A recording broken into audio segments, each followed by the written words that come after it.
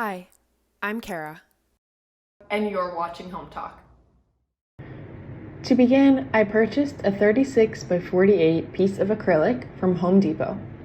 To prep the piece, I covered all four corners with 2 layers of painter tape, measured up and over 1.5 inches, and marked.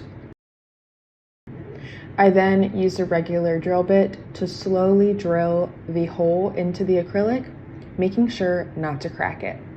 This will come in handy later. Making a rectangle, I measured up from the bottom 2.5 inches and marked it.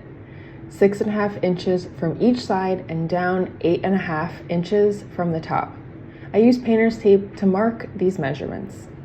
Then, measuring 5-inch strips, I marked and taped off vertical lines and repeated this step for the horizontal lines. The tape I used to make these is called charting tape, but you can use any color tape that matches your decor.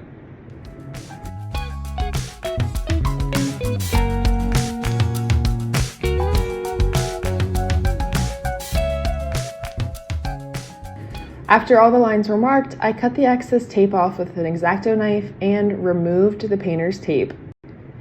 I then went outside to give my sign standoffs a coat of gold spray paint to match the rest of my calendar.